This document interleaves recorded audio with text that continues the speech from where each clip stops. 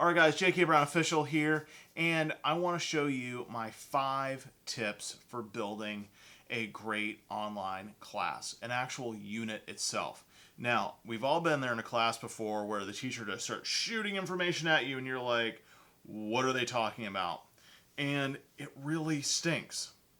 And I'm going to try to keep you from doing that. In fact, so many people online do that as well. So what I'm going to do is walk you through these, how to get them interested, how to hit those key concepts right away, make sure you give them a nice view of what's happening, then make sure you can do it together, and then make sure they're successful afterwards. In fact, I just dropped on you what the interest sparking piece is, and it's actually to spark their interest.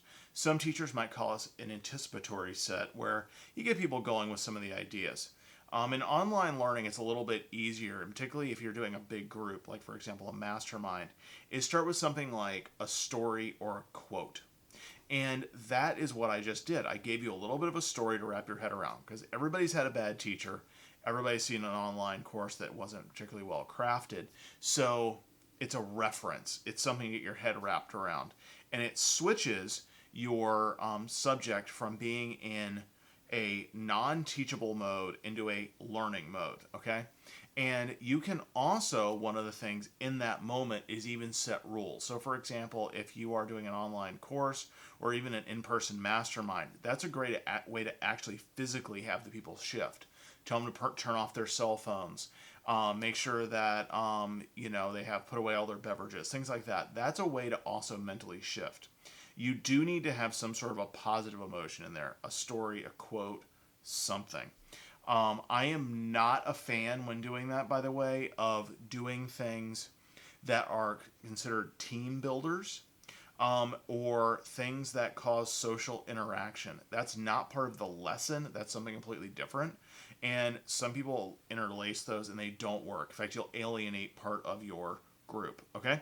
So, first thing, make sure you spark their interest, okay? Second thing is you always want to go over all of your key concepts. In fact, I did that a second ago, and I told you what the 5 things were in a very, very short form, about 1,000-foot view.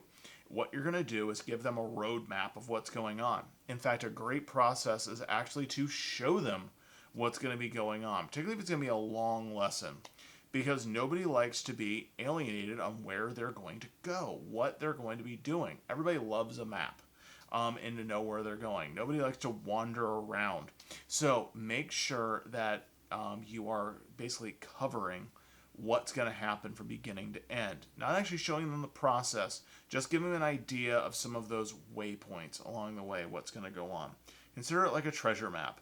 You're starting over here, the goal is over here, and what they're going to see along the way, okay?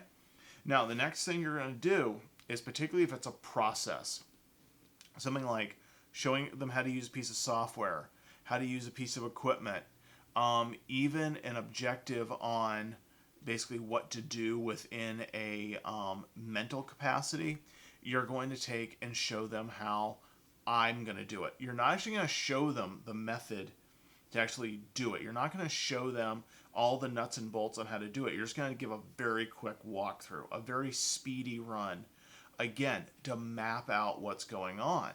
Because if you don't show beginning to end of a process, you're not going to have as successful students.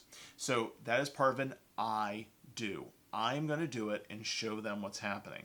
So what you can do is, for example, like with software, if you're going to show them how to do something in Photoshop, which is a graphics editing software, you could give them a copy of some pictures to edit, and then you do it really quickly in front of them.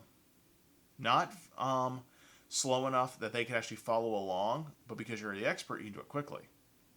The next is actually you're going to have them be shown while they do it.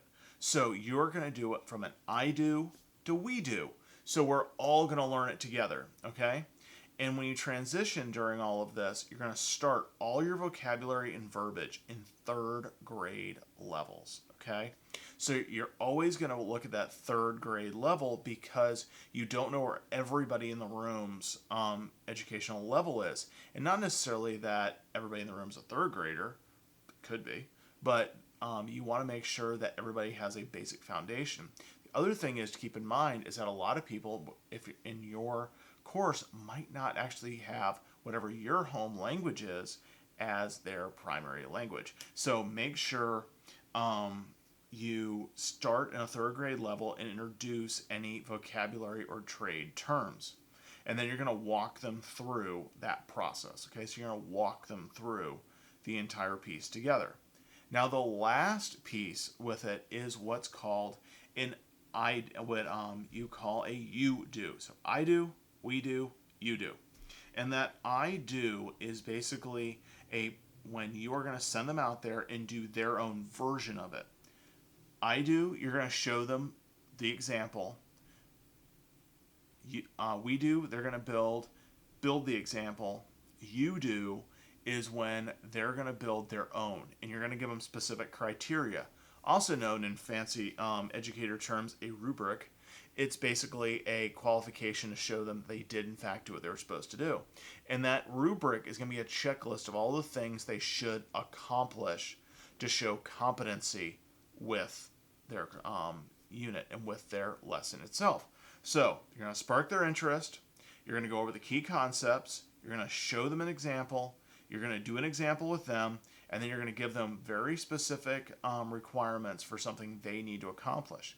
At the end of that, you're going to have a very competent student because they saw the examples, they heard all the verbiage more than once, and on top of it, they're going to remember it. Now, this is something I keep telling my students, is that when you're building your course, always make sure you are building it the best you can. You want high impact courses. Your students are spending their time and money to actually learn from you. You want to make sure it's high impact. So when you're building your course, keep that in mind. How much information can I include? Now, a lesson like this, when you're building it, should only really be each process about 15 to 20 minutes. That's the max most people are going to be able to intake of a new topic, okay? So 15 minutes to 20 minutes. That's the entire thing. That does not include, though, the process of them doing it themselves with their own objective, with their you do part, okay? That can be separate. I try to build everything being able to be done in about 40 minutes. So even once they're done, that you do part will be about the same length as it took to take the whole class. So with that being said, I hope you enjoyed this little mini lesson on how to build a great little lesson or unit for your course. And if you really enjoyed this, make sure you subscribe below for those in YouTube. And make sure that you follow me on Instagram, J.K. Brown Official. And I look forward to seeing you on the next video. Until next time, J.K. Brown out.